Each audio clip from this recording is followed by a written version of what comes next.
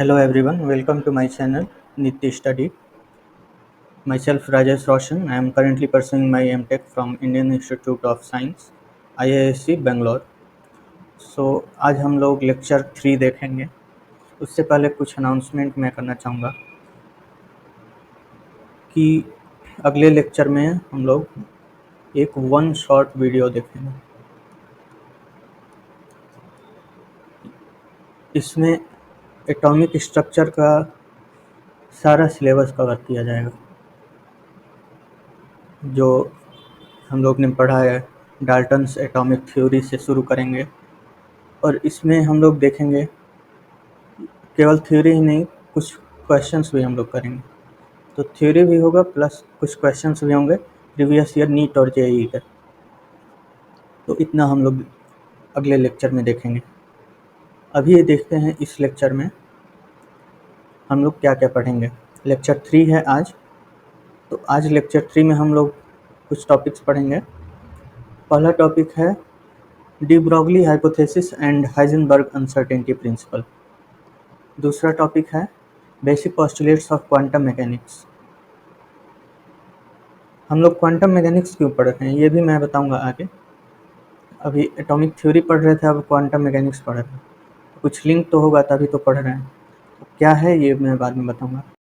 तीसरा टॉपिक है results of Schrodinger wave equation. और फिर चौथा है एंगुलर एंड रेडियल नोड्स। पांचवा एनर्जी ऑफ ऑर्बिटल्स। और पांचवा filling up of electrons in orbitals. So इतना हम लोग देखेंगे। तो शुरू करते हैं पहला टॉपिक से, de Broglie hypothesis and Heisenberg uncertainty principle. इसकी ज़रूरत क्या पड़ी इन दोनों चीज़ की, हाइपोथेसिस की और प्रिंसिपल की। तो हम लोग ने पिछले क्लास में जैसे पढ़ा था कि बोर ने कुछ एटॉमिक मॉडल दिया था, लेकिन उसके कुछ लिमिटेशंस थे। उस लिमिटेशंस को एक बार देख लेते हैं। पहला लिमिटेशन था कि वो सिंगल इलेक्ट्रॉन स्पेसिस के लिए ही वैलिड था उसका थ्योरी, जैसे कि hydrogen, helium plus, lithium 2+ and so on. ऐसे एटम जिसमें केवल एक इलेक्ट्रॉन हो, या आयंस भी बोल सकते हैं। दूसरा इसका लिमिटेशन था कि जो एटॉमिक स्पेक्ट्रा था वो इलेक्ट्रिक फील्ड और मैग्नेटिक फील्ड के प्रेजेंस में क्यों स्प्लिट हो रहा था। इलेक्ट्रिक फील्ड के प्रेजेंस में अगर स्प्लिट होता है तो उसे हम स्टार्क इफेक्ट कहते हैं, जैसे पहले मैंने बता चुका हूँ मैं। उसके बाद दूसरा था मैग्नेटिक फील्ड का इफेक्ट में क्यों वो स्प्लिट होता है, जिसे हम जी मैन इफेक्ट बोलते हैं। और तीसरा जो इसका लिमिटेशन था वो था कि वो केमिकल बॉन्ड्स के बारे में उसने कुछ नहीं बताया, या फिर बॉन्डिंग होती कैसे है दो एलिमेंट के बीच। तो हम लोग डी ब्रॉगली हाइपोथेसिस पढ़ेंगे। तो डी ब्रॉगली ने सोचा कि जब लाइट पार्टिकल और वेव दोनों हो सकता है तो कोई पार्टिकल वेव का नेचर शो क्यों नहीं करता, उसको करना चाहिए। यानी कि हर एक पार्टिकल से एसोसिएटेड हमारा कुछ वेव का प्रॉपर्टी होगा। हर एक पार्टिकल के पास कुछ एम्पलीट्यूड होना चाहिए, कुछ फ्रीक्वेंसी होनी चाहिए न्यू, कुछ वेवलेंथ होनी चाहिए हर एक पार्टिकल के पास। तो उसका जो रिजल्ट था वो थ्योरेटिकल कंस्ट्रक्ट नहीं था, इसके बहुत सारे मेजर इम्प्लीकेशंस भी थे, जो कि बाद में एक्सपेरिमेंट के थ्रू पता चला कि पार्टिकल जो है वो वेव लाइक नेचर शो करता है। तो जैसे कि उसने एक फार्मूला दिया जिसे हम लोग बोलते हैं डी ब्रॉगली हाइपोथेसिस। उसने कहा कि किसी भी बॉडी से एसोसिएटेड उसके पास वेवलेंथ होता है, और वो वेवलेंथ का जो वैल्यू है वो h/p, यानी कि h है प्लैंक्स कांस्टेंट और p है लीनियर मोमेंटम। इसको ऐसे भी लिख सकते हैं h/mv। 1 सेकेंड।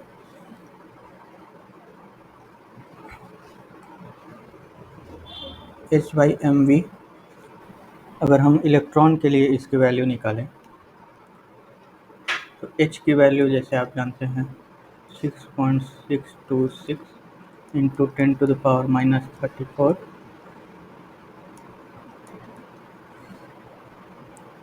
m की वैल्यू 9.1 इंटू 10⁻⁻31 और v की वैल्यू अगर हाइड्रोजन एटम का पहला ऑर्बिट के इलेक्ट्रॉन का अगर हम लोग लैम्डा निकालते हैं बोर ऑर्बिट का, तो इसमें वेलोसिटी पुट करेंगे 2.18 इंटू 10⁶ मीटर पर सेकेंड। इन तीनों का वैल्यू जब रखेंगे तो लैम्डा की वैल्यू आएगी 0.33 नैनोमीटर, 0.33 नैनोमीटर। लेकिन वहीं अगर हैवी ऑब्जेक्ट के लिए निकालें, जैसे मान लीजिए अगर एग्जांपल लूँ कि मास 100 ग्राम है और वेलोसिटी 100 किलोमीटर पर आवर है, 100 किलोमीटर पर आवर, कोई भी ऑब्जेक्ट हो सकता है 100 ग्राम का 100 किलोमीटर पर आवर की स्पीड से, तो इसका अगर लैम्डा की वैल्यू निकालेंगे तो उसकी वैल्यू आएगी 0.24 इंटू 10⁻⁻33 नैनोमीटर। यहाँ से हम लोग देख सकते हैं कि जो इलेक्ट्रॉन की लैम्डा वैल्यू आ रही है वो हम लोग ऑर्डर ऑफ मैग्नीट्यूड में देखें तो वो नैनोमीटर है, लेकिन अगर वहीं जनरल बॉडी की बात करें तो उसकी वैल्यू 10⁻⁻33 नैनोमीटर, जो कि बहुत ही नेग्लिजिबल है। तो ये दो ऑब्जर्वेशंस थे। उसके बाद हम लोग देखेंगे हाइजेनबर्ग अनसर्टेनिटी प्रिंसिपल। तो अनसर्टेनिटी प्रिंसिपल जो है वो नाम से ही दिखता है कि अनसर्टेन, कुछ चीज़ के बारे में अनसर्टेन होना, यानी कि पता न लगा पाना। तो इसने हाइजेनबर्ग ने कहा कि हम लोग किसी भी बॉडी का एग्जैक्ट पोजीशन और एग्जैक्ट मोमेंटम किसी पार्टिकल का साइमल्टेनियसली नहीं निकाल सकते। साइमल्टेनियसली मतलब एक साथ हम लोग किसी पार्टिकल का पोजीशन और मोमेंटम नहीं फाइंड कर सकते। There will be some error in that measurement. और ये मेजरमेंट कोई इंस्ट्रूमेंट का लिमिट नहीं है कि हम लोग नहीं मेजर कर पा रहे हैं क्योंकि कोई मेजरमेंट इंस्ट्रूमेंट में इश्यूज है। नहीं, ये नेचर हम लोग को प्रोवाइड करता है, ये रोकता है इस मेजरमेंट को एक्यूरेटली फाइंड करने में। तो उसने एक फॉर्मूला दिया कि अनसर्टेनिटी जो है अगर पोजीशन में डेल्टा एक्स है और मोमेंटम में अनसर्टेनिटी डेल्टा पी एक्स है, तो दोनों का जो प्रोडक्ट होगा वो हमेशा h/4 से बड़ा ही होगा, इससे छोटा नहीं हो सकता। जैसे अगर हम लोग इलेक्ट्रॉन की बात करें, इलेक्ट्रॉन के लिए अगर हम लोग delta x into delta P को हम लोग लिख सकते हैं m इंटू डेल्टा वी, क्योंकि मास तो हम लोग को पूरे अच्छे 100% पता है, लेकिन वेलोसिटी जो है वो उसमें अनसर्टेनिटी आएगी h/4।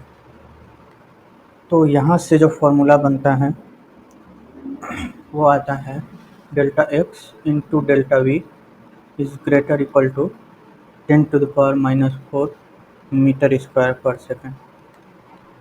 तो ये जो ऑर्डर ऑफ मैग्नीट्यूड है वो 0.00001 है, यानी कि fourth order of magnitude in negative power. So ये दो चीज़ हम लोगों ने देखा। अब हम लोग देखेंगे कि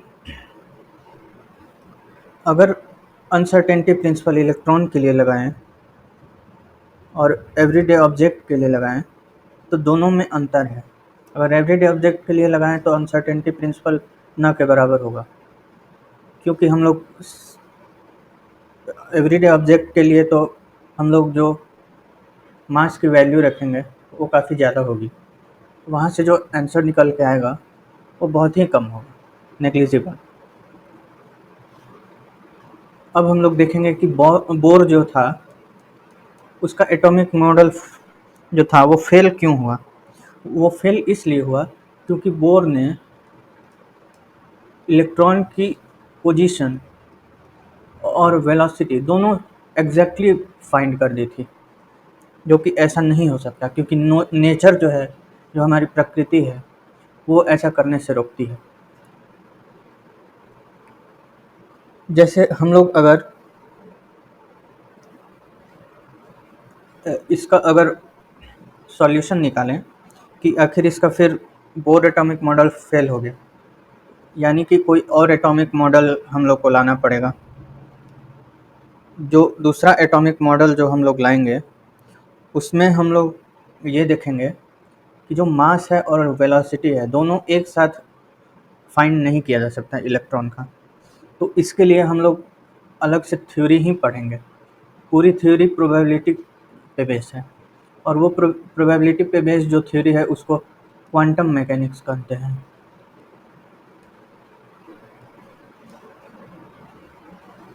ये थ्योरी जो है वो दो साइंटिस्ट ने दिया था, एक इरविन श्रोडिंगर और दूसरा हाइजेनबर्ग, जो हम लोग ने देखा। इन दोनों ने 1926 में बेसिक पोस्टुलेट्स दिए क्वांटम मैकेनिक्स के। तो वो बेसिक पोस्टुलेट्स क्या थे वो अब हम लोग देखते हैं। Basic postulates of quantum mechanics. उन्होंने बताया, पहला पोस्टुलेट ये था कि किसी भी सिस्टम, मान लीजिए कोई इलेक्ट्रॉन ही है, उसका अगर हम लोग पोजीशन, वेलोसिटी, एनर्जी यानी कि एक्स, वी और ई, ये तीनों जो इन्फॉर्मेशन है वो अगर हम लोग पता लगाना चाहें तो वो एक वेरिएबल साई के अंदर समाहित है। यानी कि जो इन्फॉर्मेशन है वो सारा इन्फॉर्मेशन हम लोग साई से फाइंड कर सकते हैं, और साई को बोला गया वेव फंक्शन।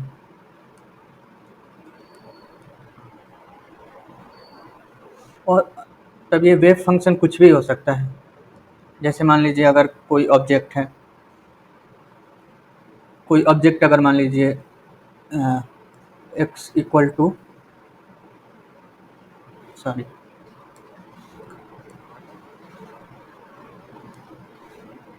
मान लीजिए प्रोजेक्टाइल मोशन ही है, तो प्रोजेक्टाइल मोशन को हम लोग दो वेरिएबल में स्प्लिट कर सकते हैं, एक्स और वाई में। तो यानी कि इसका पोजीशन भी हम लोग जानते हैं प्रोजेक्टाइल का, इसकी वेलोसिटी भी जानते हैं, इसकी एनर्जी भी जानते हैं।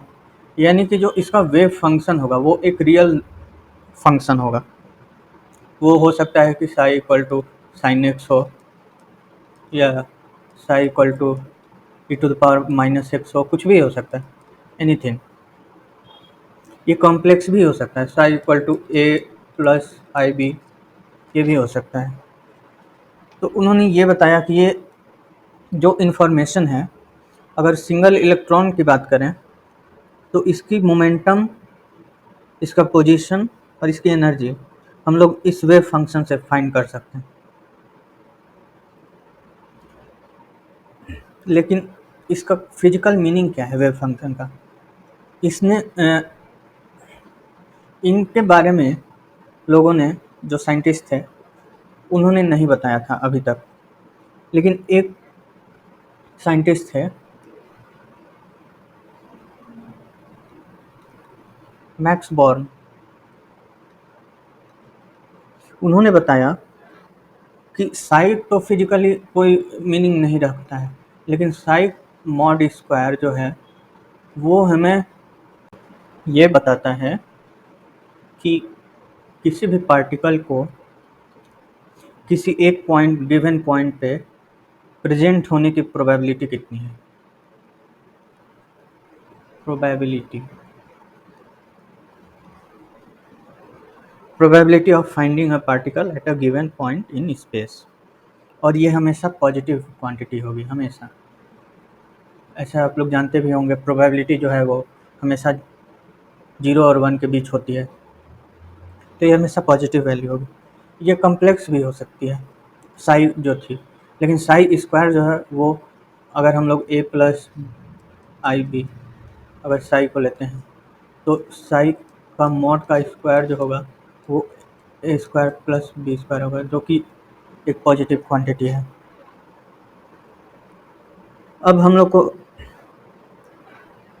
को वेव फंक्शन मिल गया, वेव फंक्शन का मॉड स्क्वायर भी मिल गया, लेकिन हम लोग इससे फाइंड कैसे करेंगे कि सिस्टम की एनर्जी क्या है, उस पार्टिकल का वेलोसिटी क्या है, पोजीशन क्या है।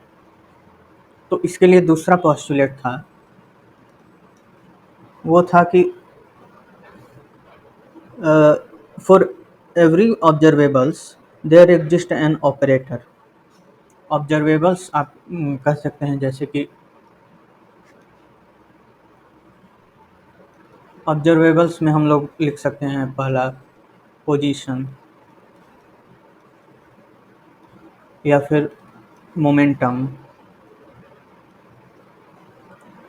या फिर एनर्जी। तो इसको फाइंड करने के लिए ऑपरेटर, हर एक ऑब्जर्वेबल्स के कॉरस्पॉन्डिंग कुछ ऑपरेटर्स होंगे। जैसे पोजीशन के कॉरस्पॉन्डिंग जो ऑपरेटर है वो एक्स कैप से रिप्रेजेंट किया जाता है, मोमेंटम के लिए पी एक्स कैप, और एनर्जी के लिए एच कैप। एच कैप को हैमिल्टोनियन भी बोलते हैं, हैमिल्टोनियन ऑपरेटर। ये हैमिल्टोनियन ऑपरेटर जो है वो ये बताता है कि अगर वे फंक्शन को हैमिल्टोनियन वेरिएबल से, ऑपरेटर से ऑपरेट कराया जाए तो हमें एनर्जी की वैल्यू पता चल जाएगी। इसलिए इस इक्वेशन को एक साइंटिस्ट जो थे श्रोडिंगर,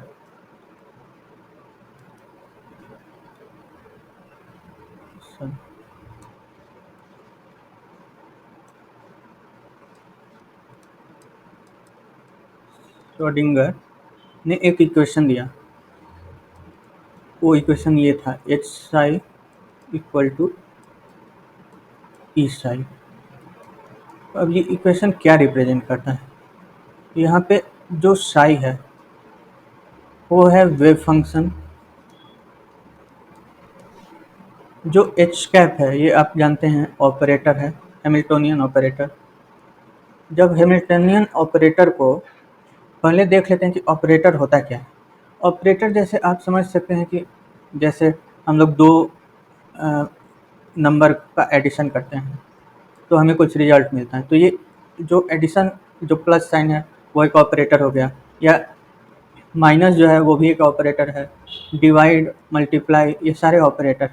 वैसे ही एक हैमिल्टोनियन ऑपरेटर था जिसे वेव फंक्शन पे ऑपरेट किया जाता था, तो वो एनर्जी की वैल्यू दे देता था, ये एनर्जी की वैल्यू दे देता था, और इसी को श्रोडिंगर वेव इक्वेशन बोला गया। अब हम लोग देखेंगे कि इस सॉल्यूशन का रिजल्ट क्या था, results of Schrodinger wave equation. Wave equation को जब सॉल्व किया गया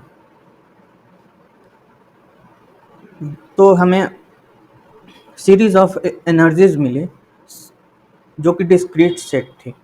इसका मतलब क्या हुआ, जो एनर्जी की वैल्यू हमें मिली वो डिस्क्रीट मिली। डिस्क्रीट मतलब कि एक होता है डिस्क्रीट, एक होता है कंटिन्यूअस। जैसे मान लीजिए अगर हम लोग एग्जांपल देखें तो डिस्क्रीट का मतलब ये हो जाता है कि वो कुछ फिक्स्ड वैल्यू होंगे, जैसे 1, 10, 15, 7, लाइक दैट।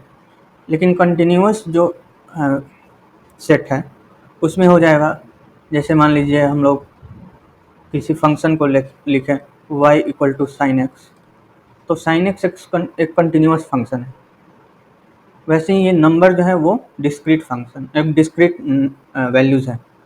तो जो एनर्जी की वैल्यू हमें मिली वो डिस्क्रीट मिली, कुछ वैल्यूज़ मिली होंगी 2, 5, 10 और ऐसे करके कुछ भी।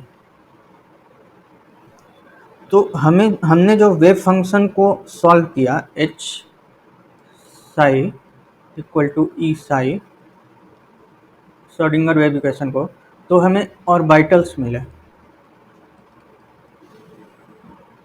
और ये ऑर्बिटल्स जो थे वो इलेक्ट्रॉन का एड्रेस बताते थे कि इलेक्ट्रॉन कहाँ पे रहता है।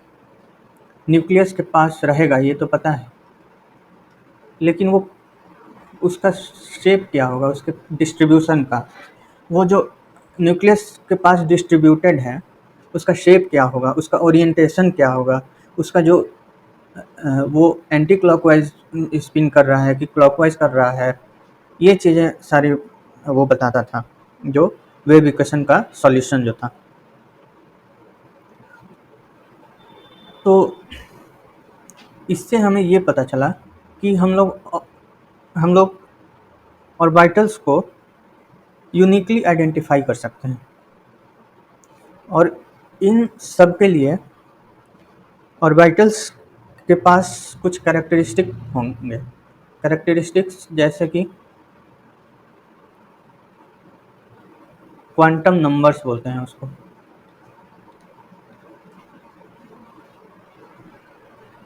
ये क्वांटम नंबर्स क्या बताते हैं, ये बताते हैं कि जो इलेक्ट्रॉन डिस्ट्रीब्यूटेड है न्यूक्लियस के अराउंड, उसका शेप क्या है, उसका साइज़ क्या है, और उसका ओरिएंटेशन क्या है, वो इलेक्ट्रॉन जो है वो न्यूक्लियस से कितना दूर है, ये सारी चीज़ें।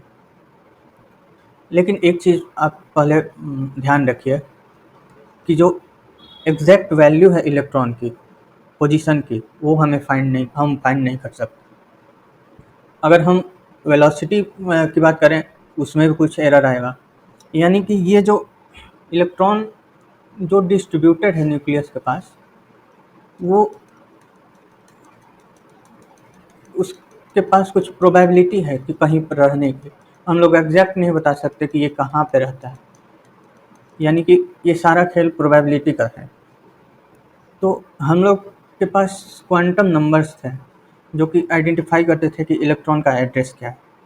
उस क्वांटम नंबर में पहला था प्रिंसिपल क्वांटम नंबर, दूसरा था एजीमुथल क्वांटम नंबर, तीसरा था मैग्नेटिक क्वांटम नंबर, और चौथा था स्पिन क्वांटम नंबर।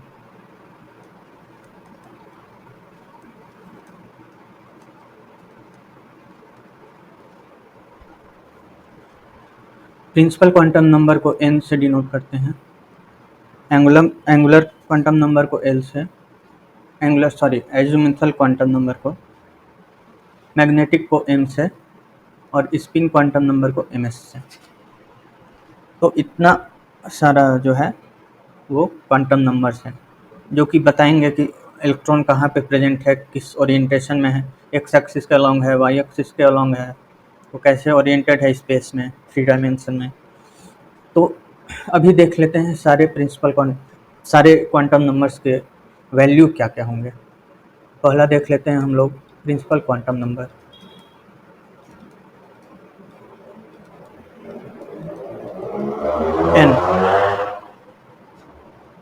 एन की वैल्यू हमें डिस्क्रीट मिलेगी, डिस्क्रीट यानी कि नेचुरल नंबर, जैसे मान लीजिए 1, 2, 3, 4 एंड ऐसे। तो n इक्वल टू 1 का को जो नाम दिया गया वो k दिया गया, और इसको सेल भी बोलते हैं, k shell, l shell, m shell, n shell और ऐसे। अगर n की वैल्यू 1 है तो k सेल है, 2 है तो l, ऐसे। दूसरा क्वांटम नंबर था एजीमुथल। एजीमुथल क्वांटम नंबर का जो वैल्यू था उससे पहले हम लोग देखेंगे कि इसका सिग्निफिकेंस क्या था। इसका सिग्निफिकेंस ये था कि ये बताता था कि उस ऑर्बिटल का शेप क्या है, और जो प्रिंसिपल क्वांटम नंबर था वो बताता था कि साइज क्या है। साइज अगर n इक्वल टू 1 है तो छोटा साइज है, 2 है तो उससे बड़ा, 3 है तो उससे बड़ा, ऐसे। और एजिमुथल क्वांटम नंबर जो l था वो बताता था कि इसका शेप क्या है। जैसे हम लोग देखेंगे अगर एग्जाम्पल्स है, इसकी वैल्यूज़ जो थी वो वैल्यूज़ 0 से लेके 0, 1, 2 ये n पे डिपेंड करती थी, n-1 तक जाती थी। अगर n की वैल्यू 4 है जैसे एग्जांपल, तो l की वैल्यू 0, 1, 2, 3 4 वैल्यूज़ होंगे। जैसे एग्जांपल से समझते हैं एक-एक करके। अगर मान लीजिए n इक्वल टू 1 है तो इसका मतलब है कि l इक्वल टू 0 है, क्योंकि n-1 रखना है। 0, 1, 2, 3 1 है तो 0 ही होगा। n इक्वल टू 2 है अगर, तो इससे हमें पता चलता है कि l की जो वैल्यू है वो 0 और 1 है, क्योंकि n-1 तक जाना है तो 0 और 1। n इक्वल टू 3 है तो इसमें 3 वैल्यूज़ होंगे, 0, 1 और 2, यानी कि नंबर ऑफ l वैल्यूज़ देखें तो इसमें 1 है, इसमें 2 है, इसमें 3 है, 0 है, 0,1 है, 0,1,2 3 वैल्यूज़ हैं। इसको नाम दिया गया 1s। 1 क्यों? क्योंकि n की वैल्यू 1 है, n को लिखते हैं यहाँ पे, उसके बाद s। दूसरा है 1 2s, सॉरी अच्छे से दिखाता हूँ मैं।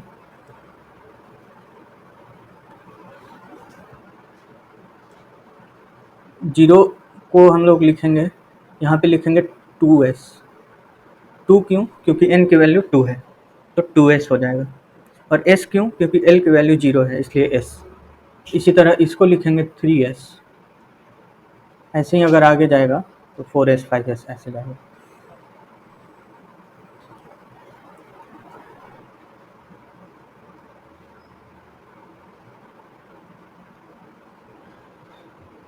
अगर 1 को देखें तो 1 हमारे पास 2 है,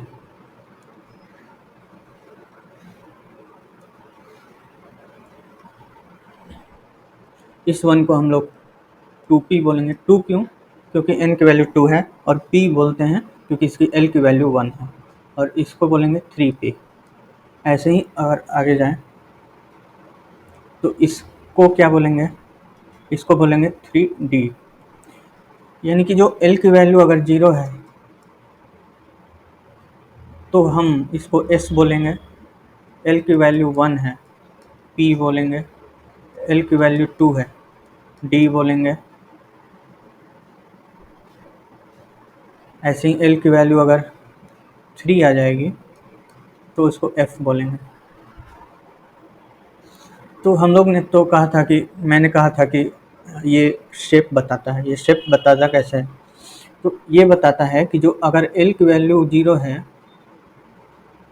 तो इसका जो शेप है वो एक स्फेयर होगा, स्फेरिकल शेप होगा इसका।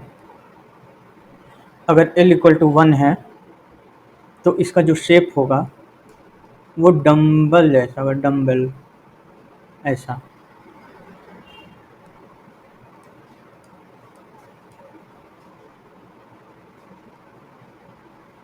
अगर इसकी वैल्यू 2 है तो डी डी इसका नाम होगा, और ये डी का जो शेप होगा वो डबल डम्बल होगा, कुछ ऐसा। एफ के बारे में हम लोग को नहीं पढ़ना है क्योंकि ये बहुत कॉम्प्लेक्स हो जाएगा, ये 3 डायमेंशनल होता है तो हम लोग पेपर पे तो प्रेजेंट नहीं कर सकते हैं। जैसे हम लोग ने ऊपर कहा था कि एन की वैल्यू जो है उसे शेल बोलते हैं, तो एल की जो वैल्यू है उसे हम सब शेल बोलते हैं, सब शेल।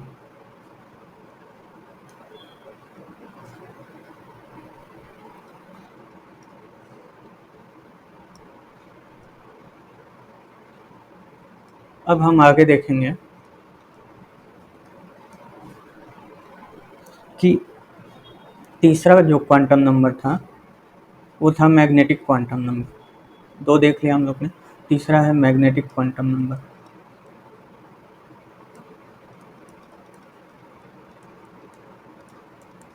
इसको m से डिनोट करते हैं।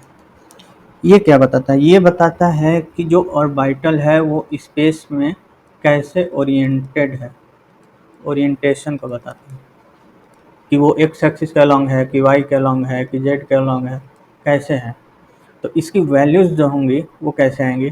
जो वैल्यूज़ हैं, इसकी वैल्यूज़ होती हैं, ये वैल्यूज़ जो हैं वो एल पे डिपेंड करती हैं। जो एल था वो एन पे डिपेंड करता था, जो एम है वो एल पे डिपेंड करेगा। जैसे मान लीजिए अगर एल की वैल्यू 0 है तो इसकी जो वैल्यूज़ होंगी, ओरिएंटेशन होगा, वो एक स्फीयर जैसा होगा, जैसा हम लोग ने बोला था। तो उसको ऐसे रिप्रेजेंट करेंगे। ये 3 एक्सिस है, एक्स वाई एंड जेड। अगर एल इक्वल टू 1 है तो इसकी 3 वैल्यू आएंगी। पहला जो होगा,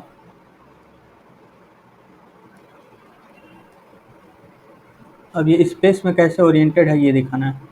तो ये वाई एक्सिस है, ये एक्स है, और ये जेड है। ये वाई, ये जेड, ये एक्स, वाई जेड एक्स। तो जो एल इक्वल टू 1 है उसको पी ऑर्बिटल सबसेल बोलते हैं, पी सबसेल। अगर ये सबसेल अगर वाई के अलॉन्ग ओरिएंटेड है, ऐसे डम्बल शेप का होता है, तो इसको बोलेंगे पी वाई। अगर यहीं अगर ऐसे ओरिएंटेड है तो इसको बोलेंगे पी एक्स। और अगर यहीं ऐसे ओरिएंटेड है तो इसको पी जेड बोलेंगे। यानी कि एन एल इक्वल टू 1 के लिए 3 वैल्यूज आई हमारे पास। साथ में ये भी लिखते चले कि हमारे पास number of magnetic quantum number कितना हुआ। एल इक्वल टू 0 के लिए 1, एल इक्वल टू 1 के लिए 3, और एल इक्वल टू 2 के लिए, एल इक्वल टू 2 को हम लोग डी बोलते हैं। तो डी में 5 तरह के आएंगे। एक डी एक्स वाई होगा, डी एक्स जेड होगा, डी वाई जेड होगा, d x square minus y square होगा, और पांचवा होगा डी जेड स्क्वायर। यानी कि number of orbital, number of magnetic quantum numbers यहाँ पे आ गए 5।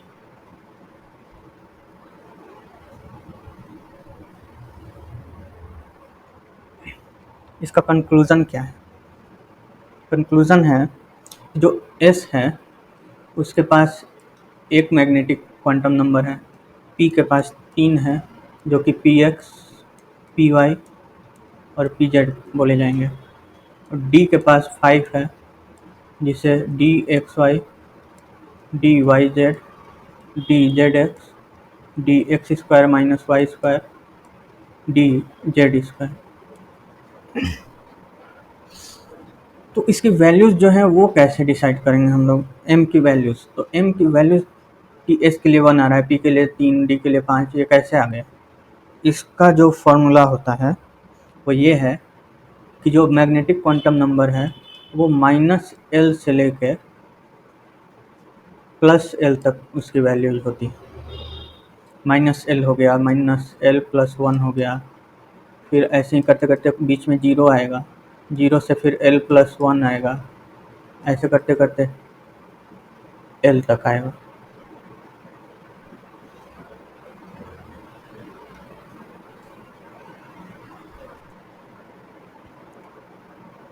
जैसे कि अगर एल इक्वल टू 0 पुट करें तो हमारे पास क्या क्या वैल्यूज होंगी? 0 एक ही वैल्यू होगी। एल इक्वल टू 1 रखें तो हमारे पास वैल्यूज होंगी -1, 0 और 1।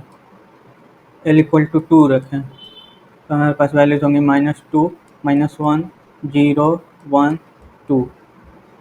इसको डी सबसेल बोलते हैं, इसको पी सबसेल बोलते हैं, और इसको एस सबसेल बोलते हैं।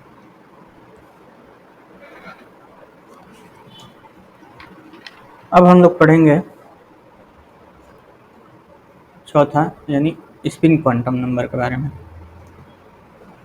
स्पिन क्वांटम नंबर आसान है, जैसे कि इस इलेक्ट्रॉन जो है, स्पिन क्वांटम नंबर ये बताता है कि इसका ओरिएंटेशन जो है वो स्पिन ओरिएंटेशन कैसा है। इस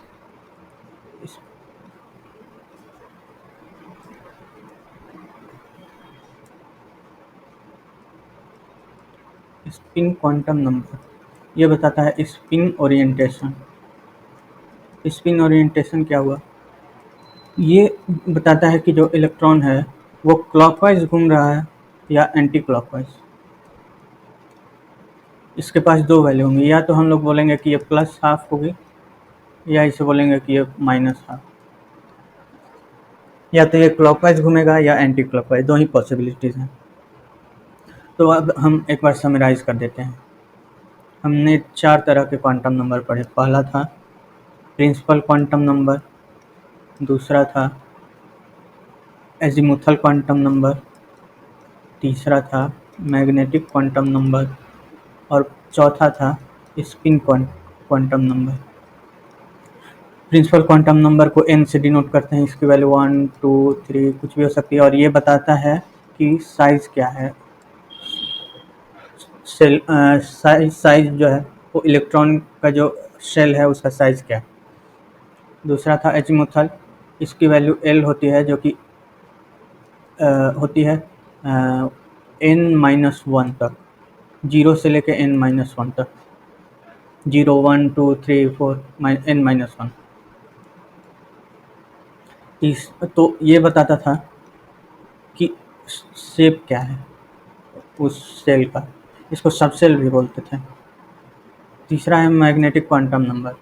मैग्नेटिक क्वांटम नंबर जो था वो उसकी वैल्यूज़ थी m=-L से लेके L तक, और ये बताता था कि इसका ओरिएंटेशन स्पेस में कैसा है, कि वो एक्स के लॉन्ग है कि वाई के लॉन्ग है कि जेड के लॉन्ग है। उसके बाद था spin quantum number. Spin quantum number ये बताता था कि इलेक्ट्रॉन जो है वो कैसे स्पिन कर रहा है, प्लस हाफ या माइनस हाफ, ये चीज़ें थी। अब हम लोग पढ़ेंगे एंगुलर और रेडियल नोड के बारे में। जैसा कि हम लोग ने पहले पढ़ा है कि एक श्रोडिंगर वेव इक्वेशन था, E psi equal H psi equal to E psi, जहाँ पे एच जो था वो हैमिल्टनियन ऑपरेटर था, जो कि वेव फंक्शन पे ऑपरेट किया जाता था, तो हमें एनर्जी की वैल्यू मिलती थी।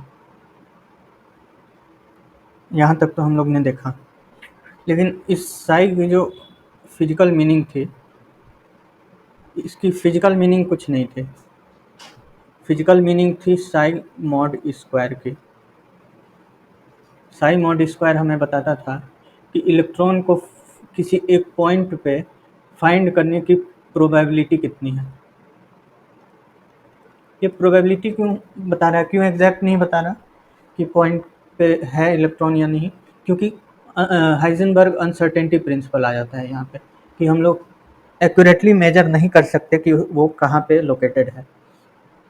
तो इसके लिए हम लोग इलेक्ट्रॉन को किसी स्पेस में लोकेट करने के लिए हम लोग कोऑर्डिनेट एक्सिस का यूज़ करते हैं।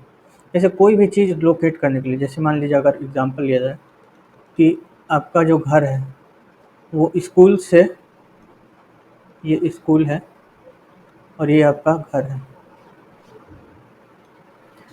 तो स्कूल जो है वो घर से कितना दूर है और किस डायरेक्शन में है, ये तभी पता चलेगा कि जब स्कूल का पोजीशन फिक्स किया जाए।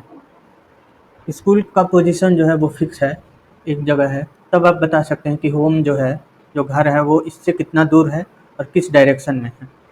उसी तरह इलेक्ट्रॉन जो है उसको स्पेस में फाइंड करने के लिए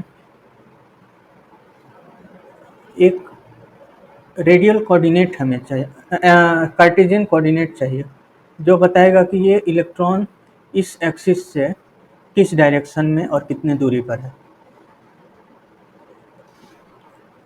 लेकिन अगर हम बात करें ऑर्बिटल्स की, इसको लिख सकते हैं r is function of x y और जेड। लेकिन वहीं अगर हम लोग बात करें ऑर्बिटल्स की, तो ऑर्बिटल्स का शेप या तो स्फेयर होता है, स्फेरिकल, या डम्बल शेप होता है, या डबल डम्बल शेप होता है।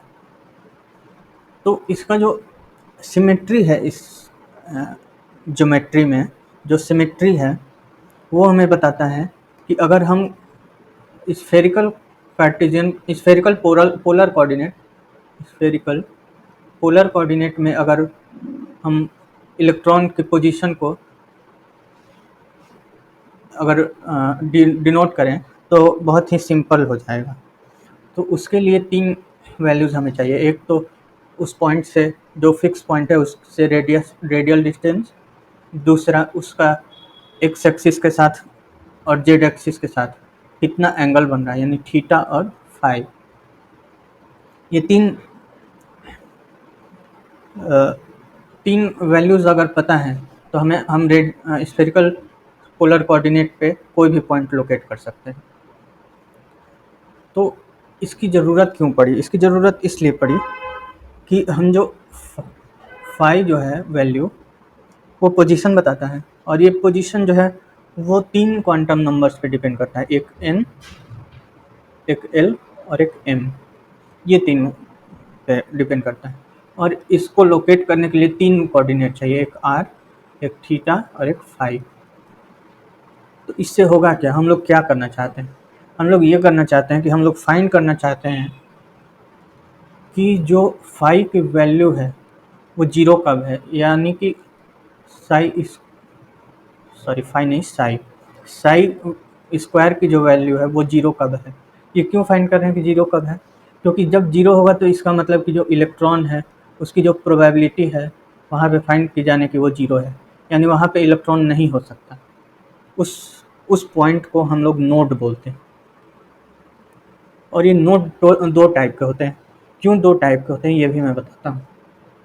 जो साई फंक्शन है, वेव फंक्शन, इसके 2 कंपोनेंट होते हैं। एक होता है रेडियल, जो कि r पे डिपेंड करता है और n और l के वैल्यू पे डिपेंड करता है, और दूसरा है एंगुलर, जो कि थीटा और फाई पे डिपेंड करता है और l और m पे l और m का फंक्शन होता है। l और m पे डिपेंड करता है और फाई और साई का फंक्शन होता है, फाई और थीटा का, सॉरी। तो इस तीनों से ये पता चला। तो यानी कि जो साई है वो जीरो कब हो सकता है, या तो r जीरो हो जाए या फिर y जीरो हो जाए या दोनों जीरो हो जाए। तो अगर रेडियल कंपोनेंट जीरो होगा तो इसको रेडियल नोड बोलेंगे, और अगर एंगुलर वाला जीरो हुआ तो इसको एंगुलर कंपोनेंट जीरो होगा तो इसको एंगुलर नोड बोलेंगे।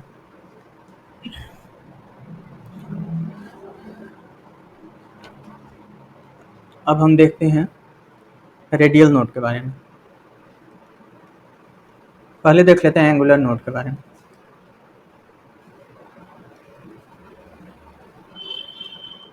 एंगुलर नोड जो है वो एल और एम पे डिपेंड करता है, जो कि थीटा और फाई का फंक्शन है।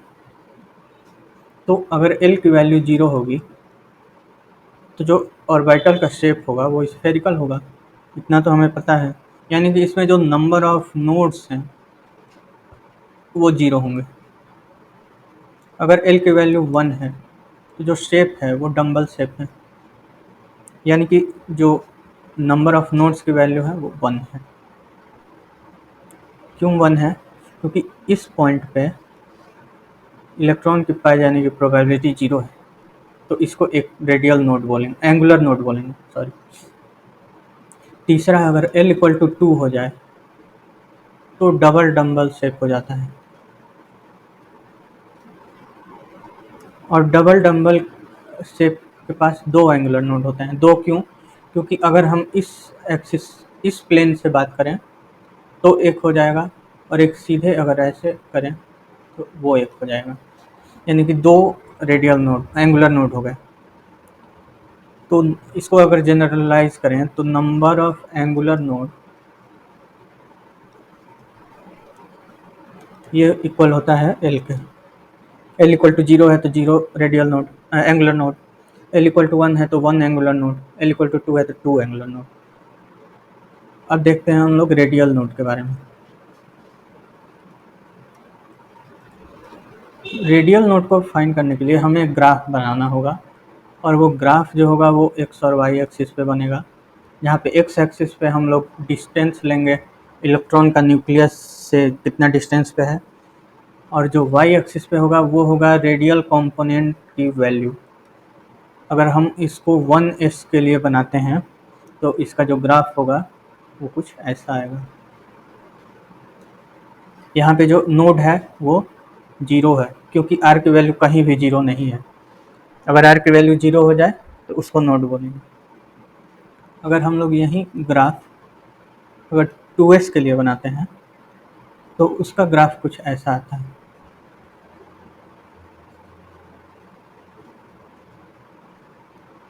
यहाँ पे आर की वैल्यू एक बार जीरो हुई है यहाँ पे, यानी कि यहाँ पे नंबर ऑफ जो रेडियल नोड है वो 1 है।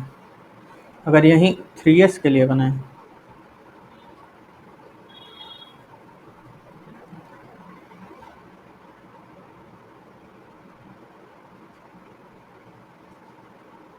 तो 3s के लिए जो ग्राफ बनेगा वो कुछ ऐसा बनेगा।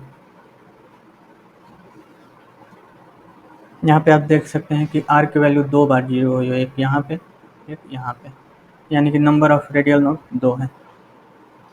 ऐसे ही अगर हम लोग आगे अगर बनाएं तो पी के लिए भी बना सकते हैं। तो इसकी वैल्यू को अगर जनरलाइज करें अगर इक्वेशन में, तो नंबर ऑफ रेडियल नोड जो है वो n minus l minus one के बराबर होगा। यानी कि अगर टोटल नोड बोलें, टोटल नोड वो होगा angular node plus radial node, यानी कि एल प्लस एन सॉरी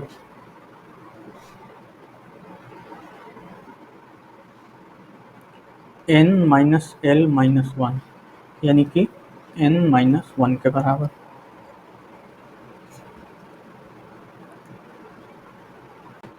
अब हम लोग देखेंगे एनर्जी ऑफ ऑर्बिटल्स। जैसा कि आप जानते हैं कि श्रोडिंगर वेव इक्वेशन जो था H psi equal to E psi, जहाँ h है हैमिल्टनियन ऑपरेटर, साई है वेव फंक्शन और e है एनर्जी। तो हमें रिजल्ट जो इसको सॉल्व किया इस इक्वेशन को हम लोगों ने, तो हमें फाइंड हुआ कि एनर्जी की वैल्यूज़ क्या हैं। तो अब देखते हैं कि ऑर्बिटल्स की एनर्जी की वैल्यूज़ क्या क्या हैं। तो इसमें दो पार्ट में हम लोग पढ़ेंगे। पहला है कि सिंगल इलेक्ट्रॉन स्पेसिस के लिए, जैसे कि hydrogen, helium plus, lithium 2 plus and so on. और दूसरा है कि मल्टी इलेक्ट्रॉन स्पेसिस के लिए। तो पहला पढ़ते हैं। जो एनर्जी जो हाइड्रोजन लाइक एलिमेंट जो कि सिंगल इलेक्ट्रॉन स्पेसिस हैं, उनके लिए जो एनर्जी की वैल्यू है वो केवल n पे डिपेंड करती थी। जैसे कि अगर मान लीजिए अगर एनर्जी ऑफ 1s है वो एनर्जी ऑफ 2s से छोटा होगा, और ये energy of 2px energy of 2py equal to energy of 2pz के बराबर होगा। क्यों बराबर होगा? क्योंकि एनर्जी की वैल्यू n पे डिपेंड कर रही है। n यहाँ पे 1 है तो ये 2 वाले से छोटा होगा, लेकिन यहाँ पे हर एक में n की वैल्यू 2 है, यहाँ भी यहाँ भी यहाँ भी, यानी कि ये n की वैल्यू 1 है, इसलिए इसकी एनर्जी कम है।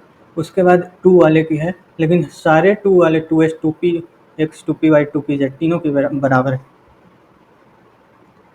और ऐसे ही अगर देखा जाए तो तीसरा था 3s, इसकी वैल्यू 1s और 2s और ये सबसे ज़्यादा होगी, लेकिन 3s जो है वो 3px के बराबर होगा, 3py भी बराबर होगा। ऐसे ही करते करते अगर 3dxy करेंगे तो भी बराबर आएगा। यानी अगर इन सारों को टोटल करें तो डी में 5, पी में 3 और एस में 1, यानी कि टोटल 9। यहाँ पे देखें तो टोटल 4 और यहाँ पे टोटल 1। तो ये 1, 4 और 9 क्या दर्शा रहा है? 1, 4 और 9 ये दर्शा रहा है कि कितने ऑर्बिटल्स के एनर्जी इक्वल हैं। यहाँ पे सिंगल एक ऑर्बिटल 1s है, यहाँ पे 2s, 2px, 2py, 2pz चारों की जो एनर्जी की वैल्यू है वो इक्वल है। तो इसे हम बोलते हैं 4 फोल्ड ऑफ डिजेनेरेसी। डिजेनेरेसी मतलब क्या हुआ? डिजेनेरेसी मतलब हुआ कि इनमें कोई अंतर नहीं है, डिजेनरेट है यानी कि कोई अंतर नहीं है एनर्जी की वैल्यूज़ को लेकर। वैसे ही यहाँ पे जो है, यहाँ पे डिजेनरेसी जो है वो 9 fold of degeneracy.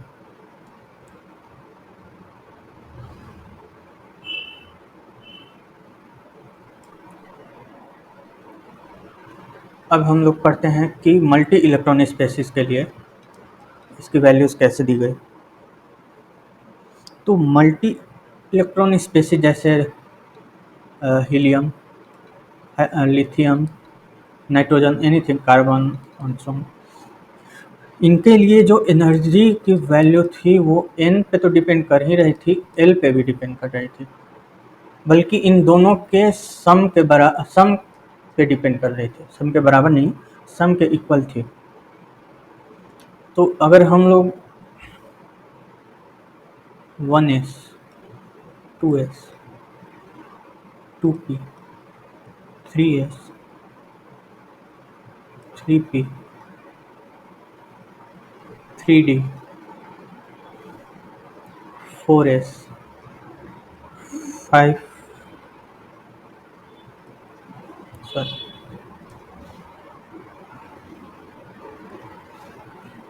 4s, 4p, 4d और 4f, इसकी n प्लस l की जो वैल्यूज़ हैं अगर लिखें तो क्या क्या होंगी। यहाँ पे s 1s है यानी कि 1 है तो ये n को रिप्रेजेंट कर रहा है।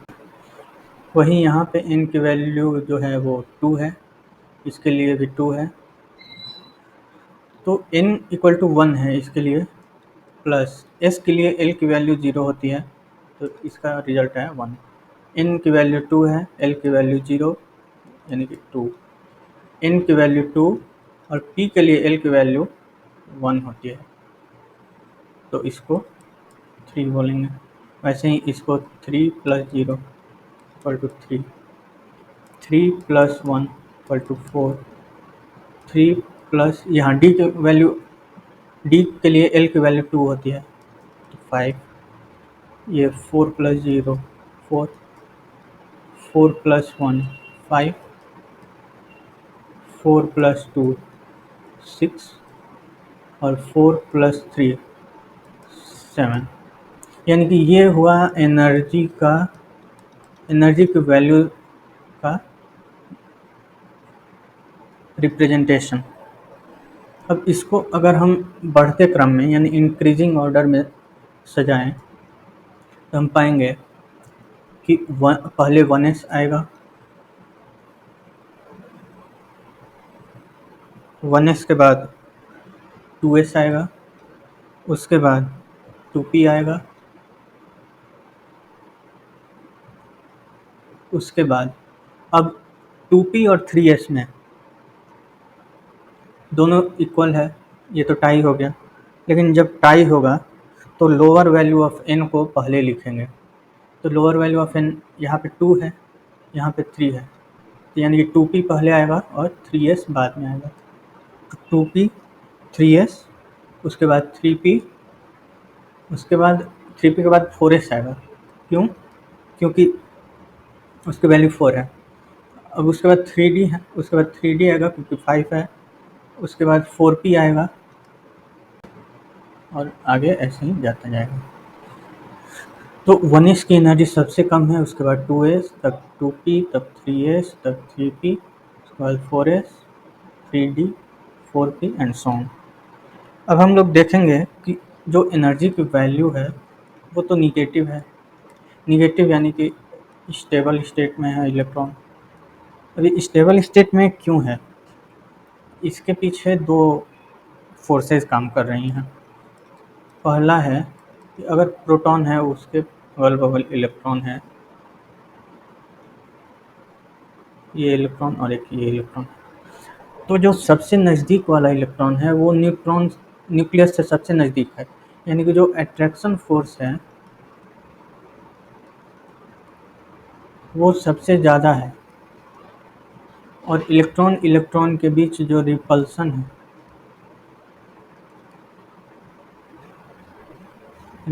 है वो भी जैसे जैसे n की वैल्यू बढ़ेगी इसकी वैल्यू बढ़ते जाएगी रिपल्सन। इनके यहाँ दो फोर्सेस काम कर रही हैं, एक तो न्यूक्लियस का इलेक्ट्रॉन के रिस्पेक्ट में अट्रैक्शन और दूसरा इलेक्ट्रॉन इलेक्ट्रॉन के बीच में रिपल्सन। और यहीं पे अगर अट्रैक्शन वाला फोर्स रिपल्सन से फोर्स से बड़ा हो जाए तो ये एक स्टेबल स्टेट होगा, यानी कि electron nearer to nucleus is most stable. अब इसमें अगर हम लोग देखें तो एक चीज़ और है कि जो पहला जो के सेल का इलेक्ट्रॉन है वो न्यूक्लियस में, अगर न्यूक्लियस का अगर इस एटम का एटॉमिक नंबर जेड है तो जेड टाइम्स ई जो है वो इसका चार्ज का वैल्यू होगा न्यूक्लियस के चार्ज का, और इलेक्ट्रॉन पे तो ई माइनस चार्ज है। तो इलेक्ट्रॉन जो है वो सबसे ज़्यादा इफ़ेक्टिवली महसूस कर रहा है न्यूक्लियस को, सबसे ज़्यादा जो पहला के सेल का इलेक्ट्रॉन है। उसके बाद जो एल सेल का इलेक्ट्रॉन है वो इसके चार्ज को जेड इंटू ई महसूस नहीं कर रहा है, इससे थोड़ा कम कर रहा है। कितना कम कर रहा है, मान लीजिए इसका वैल्यू ए है। ऐसे ही अगर मान लीजिए हम लोग तीसरा सेल बनाएं और उसमें एक इलेक्ट्रॉन को रखें तो उस इलेक्ट्रॉन का अट्रैक्शन फोर्स न्यूक्लियस से तो है जेड ई, लेकिन दो इलेक्ट्रॉन का शील्डिंग इफेक्ट भी। शील्डिंग इफेक्ट मतलब होता है कि उसको बाधा पहुंचाना, उसको रोकना। तो इलेक्ट्रॉन जो है वो इलेक्ट्रॉन इलेक्ट्रॉन के बीच रिपल्सन भी होगा, यानी कि जो जेड टाइम्स ई जो चार्ज था वो अब जेड टाइम्स ई ना होकर Z times E minus B होगा। और ये जो बी की वैल्यू है वो ए से ज़्यादा होगी। क्यों? क्योंकि ए की वैल्यू कम होगी क्योंकि इलेक्ट्रॉन पास में है, अगर जितना दूर जाएगा तो वैसे बढ़ते जाएगा वैल्यू। यानी कि अगर इसको जनरल फॉर्म में लिखें तो जेड इफेक्टिव यानी कि न्यूक्लियस का कितना इफेक्ट पड़ रहा है उसको हम लोग लिखते हैं जेड माइनस सिग्मा के, where sigma is shielding effect और स्क्रीनिंग इफेक्ट, स्क्रीनिंग कांस्टेंट।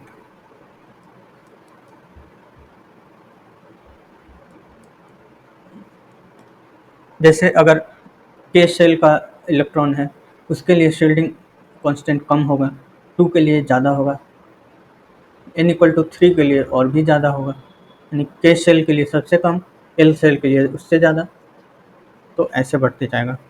यानी कि हम लोग लिख सकते हैं कि अगर सिग्मा की वैल्यू लिखनी हो तो लिख सकते हैं सिग्मा 1s सबसे कम होगा, उसके बाद सिग्मा 2s, उसके बाद सिग्मा 3s।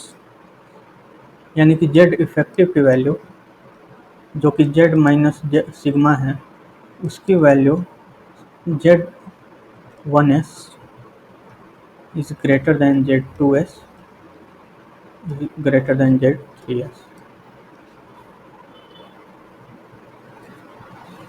अब हम लोग देखेंगे कि इलेक्ट्रॉन को ऑर्बिट में फिल कैसे किया जाता है। फिल करने का मतलब है कि वो ऑर्बिटल्स जो हैं वो कैसे ऑक्युपाइड हैं इलेक्ट्रॉन्स से। तो इसको बताने के लिए दो प्रिंसिपल है, ये इस दो प्रिंसिपल को याद रखना बहुत इम्पोर्टेंट है। पहला है Pauli's exclusion principle.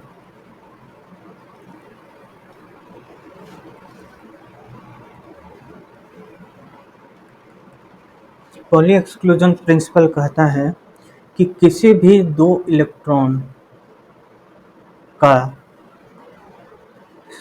Same set of quantum number नहीं हो सकता। यानी कि अगर दो इलेक्ट्रॉन हमारे पास हैं एक एटम में, तो दोनों के जो क्वांटम नंबर्स हैं यानी n, l, m और ms, ये दोनों डिफर करेंगे, डिफरेंट होंगे, कभी भी ये इक्वल नहीं हो सकते। इन चारों का वैल्यू हो सकता है n इक्वल हो सकता है l भी इक्वल हो, m भी इक्वल हो, लेकिन n ms का भी इक्वल नहीं होगा। ऐसे ही अगर ms इक्वल है तो कोई एक इसमें से इक्वल नहीं होगा, तभी यानी कि चारों की वैल्यू एक साथ इक्वल नहीं हो सकती है। ये पॉली ने बताया, पॉलीज एक्सक्लूजन प्रिंसिपल है ये। जैसे एग्जांपल हम लोग ले सकते हैं कि 1s के लिए n की वैल्यू 1 है, l की वैल्यू 0 है, m की वैल्यू -1 0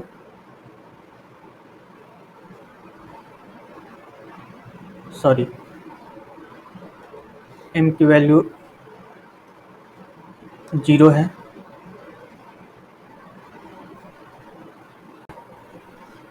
पॉलीज एक्सक्लूजन प्रिंसिपल।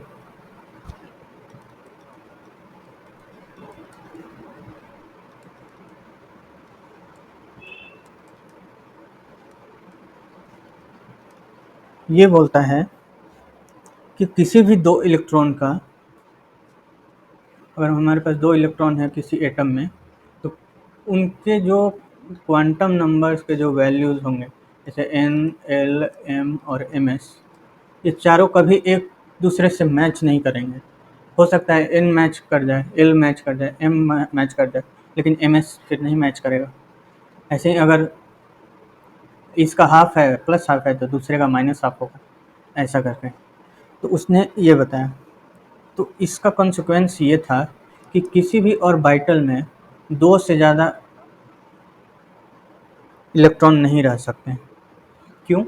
क्योंकि अगर दो इलेक्ट्रॉन से ज़्यादा हुए तो एक को तो प्लस हाफ होना पड़ेगा, दूसरे को माइनस हाफ होना पड़ेगा, लेकिन तीसरा जब होगा तो या तो प्लस हाफ नहीं तो माइनस हाफ। अब इसको फिल नहीं किया जा सकता, क्योंकि अगर हम प्लस हाफ करें तो इसके बराबर हो रहा है, अगर माइनस हाफ करें तो इसके बराबर हो रहा है, यानी कि ये कभी तीसरा इलेक्ट्रॉन ले ही नहीं सकता। तो हमेशा एक ऑर्बिटल दो से ज़्यादा इलेक्ट्रॉन अपने पास नहीं रख सकता, और अगर रखेगा भी नहीं, दो से ज़्यादा नहीं रख सकता। और अगर दो रख रहा है तो उन दोनों का जो स्पिन क्वांटम नंबर है वो अलग अलग होगा, यानी पहले का अगर प्लस हाफ है तो दूसरे का माइनस हाफ।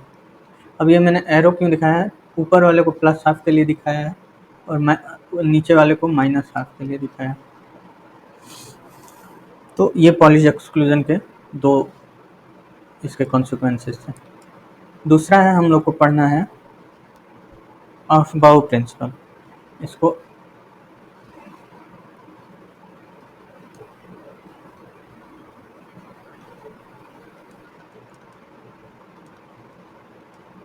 अफबाउ जर्मन में बोलते हैं बिल्डिंग अप को। बिल्डिंग अप मतलब कि बढ़ना, या जैसा समझ सकते हैं आप।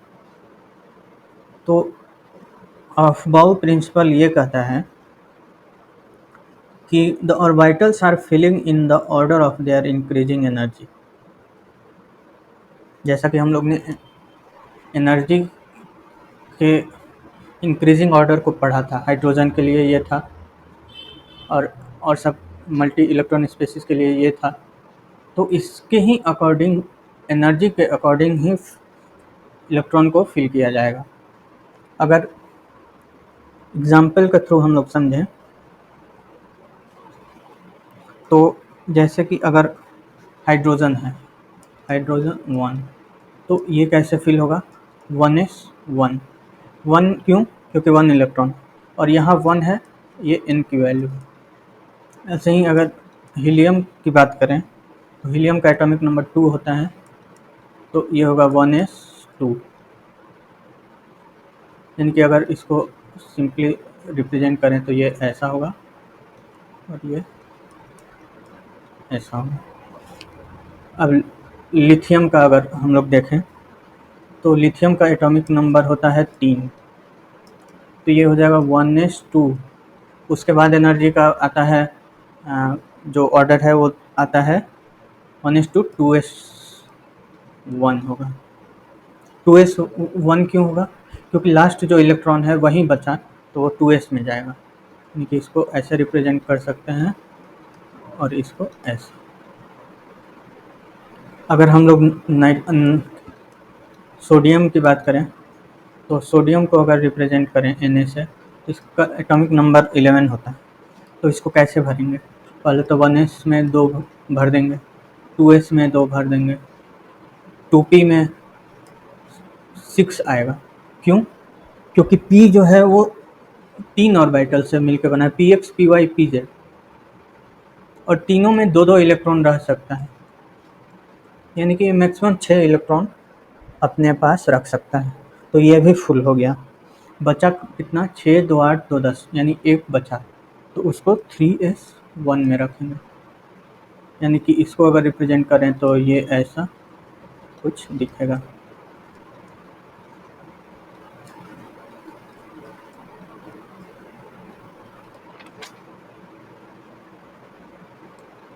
ऐसा, ये 1s है, ये 2s है, ये 2p है, ये 3s है। 3s में एक इलेक्ट्रॉन है। आप देख सकते हैं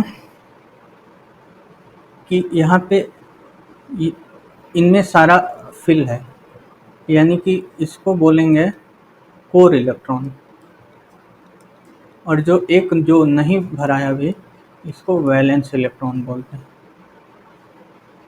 और वैलेंस इलेक्ट्रॉन का ही काम ज़्यादा आता है केमिकल रिएक्शन में, बहुत इम्पोर्टेंट होता है। अगर हम लोग एक एग्जांपल और लें C6 का, carbon 1s2 2s2 and 2p2, तो इसको रिप्रेजेंट करेंगे तो ऐसा होगा कुछ।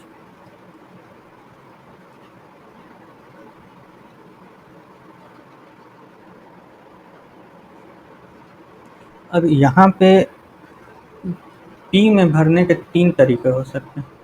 तीनों तरीकों का देखेंगे कि कौन सा स्टेबल होगा और कौन सा स्टेबल नहीं होगा।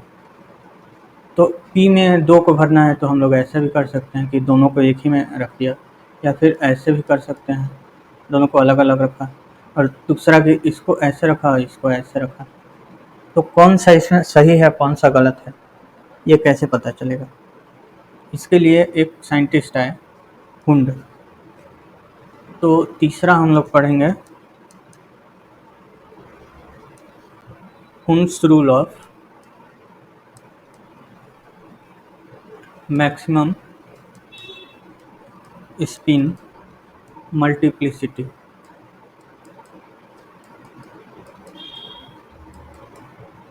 तो इससे क्या पता चलता है? ये बताता है when more than one orbital has the same energy, then electrons are in separate orbit and they carry parallel spins। मतलब इसका मतलब ये हुआ कि अगर एक 3 स्पेस ये खाली है, तो तीनों में इलेक्ट्रॉन जो है वो सेम एनर्जी पे होगा, ये तो पता है। ये 3px 3py 3pz तीनों का एनर्जी सेम, लेकिन इसका भरने का तरीका ये रहेगा कि तीनों को अलग अलग भरेंगे, फील्ड इन सेपरेट ऑर्बिट्स, यानी कि पहले को इसमें भरा तो दूसरे को इसमें भरूंगा, तीसरे को इसमें, और तीनों और दोनों का जो स्पिन करने का जो ओरिएंटेशन है वो सेम होगा। अगर इसका प्लस हाफ है तो इसका भी प्लस हाफ होगा, यानी कि ये तो गलत हो गया, क्योंकि उसने बोला था कि सेपरेट भरेंगे, दोनों को एक ही में भर दिया है, तो ये गलत हो गया। और ये गलत इसलिए हुआ क्योंकि एक को प्लस हाफ एक को माइनस हाफ दिखा है, ऐसा नहीं हो सकता। पहले प्लस हाफ वाले को भरेंगे, उसके बाद माइनस हाफ अगर बचा तो।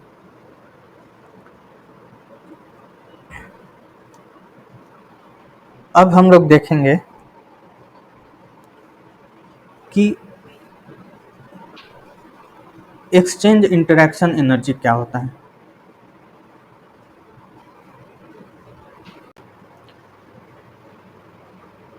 एक्सचेंज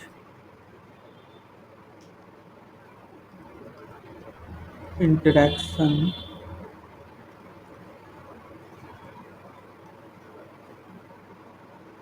एनर्जी ये बताता है कि दो इलेक्ट्रॉन, जैसे कि हम लोग ने कार्बन के केस में देखा कि ये ये वाला जो केस है वो गलत है और ये वाला सही है। ऐसा क्यों? एक ये प्रिंसिपल जो बोलता है एक्सचेंज एनर्जी इंटरेक्शन एनर्जी, कि अगर एक जैसे इलेक्ट्रॉन होंगे दोनों ऑर्बिटल में, दोनों सबसेल में, तो इनके इंटरचेंज होने की पॉसिबिलिटी ज़्यादा है और ये ज़्यादा स्टेबल हैं। यानी कि सेकंड वाला केस जो है, इसमें दोनों electron same spin quantum number के हैं, half plus half plus half, तो ये एक जैसे हैं, इसका मतलब ये ज़्यादा स्टेबल होगा। और इसमें ये प्लस हाफ है, ये माइनस हाफ है, यानी कि इन दोनों में स्पिन क्वांटम नंबर का अंतर है, यानी कि ये ज़्यादा स्टेबल नहीं होंगे, ये प्रिंसिपल कहता है। तो जैसे अगर हम लोग अब एग्जांपल लेंगे, कंक्लूजन इसका लेंगे,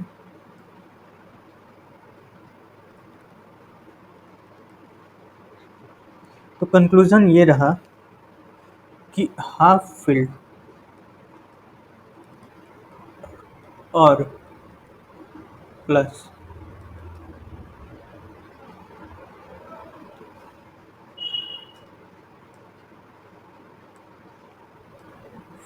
फुल फील्ड जो शेल हैं वो ज़्यादा स्टेबल होते हैं, स्टेबल कॉन्फ़िगरेशन के होते हैं। एग्जांपल हम लोग लेंगे, पहला एग्जांपल है क्रोमियम, इसका एटॉमिक नंबर 24 होता है। तो इसको भरेंगे तो ऐसा भरेंगे 1s2 2s2 2p6 3s2 3p6 4s2 and 3d4। अब यहाँ से लेके यहाँ तक का अगर देखेंगे, जो ऑर्बिटल्स हैं वो फुली फिल्ड,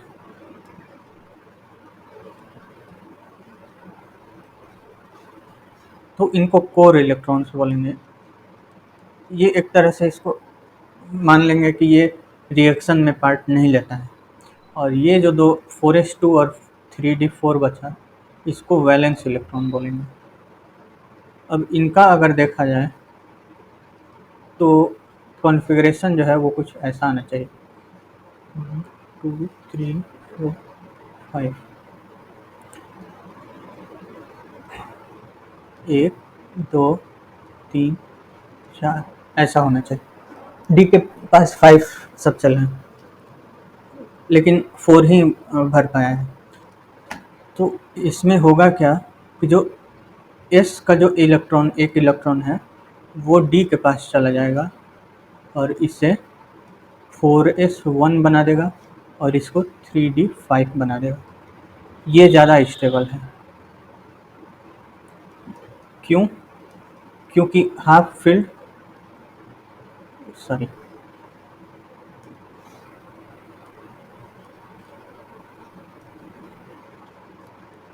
हाफ फील्ड और फुल फील्ड ऑर्बिटल्स हमेशा स्टेबल होते हैं। तो यहाँ पे ज़्यादा स्टेबिलिटी इस कॉन्फ़िगरेशन की होगी। अगर हम लोग आगे एक और एग्जांपल लें, एग्जांपल 2, कॉपर का 29 होता है। तो यहाँ तक तो सेम रहेगा कहानी, यहाँ तक का सेम ऐसे ही भरेंगे। बाद में बचेगा 4s2 और 3d9। इसको अगर देखें तो हम लोग पाएंगे कि ऐसे होना चाहिए, कि ये 1 2 3 4 5 फिर 6 7 8 9 ऐसे होना चाहिए। लेकिन ये कॉन्फ़िगरेशन स्टेबल नहीं है। स्टेबल कॉन्फ़िगरेशन ये है कि 4s2 जो है वो 4s1 हो जाएगा और 3D जो है वो 10 हो जाएगा, यानी कि ये फुलफिल्ड हो गया। इनमें दोनों में सारा भर गया और S जो है वो हाफ फिल्ड हो गया, यानी ये भी स्टेबल ये भी स्टेबल। तो ये कॉन्फ़िगरेशन ज़्यादा स्टेबल है। तो यहाँ तक हम लोग ने देख लिया। तो अगला जो लेक्चर होगा वो वन शॉट वीडियो होगा, जिसमें हम लोग पूरा एटॉमिक स्ट्रक्चर को एक वीडियो में कंप्लीट करेंगे। और उसमें केवल थ्योरी ही नहीं होगा, उसमें क्वेश्चन भी कराएंगे प्रीवियस ईयर जेईई और नीट का। मिलते हैं अगले वीडियो में।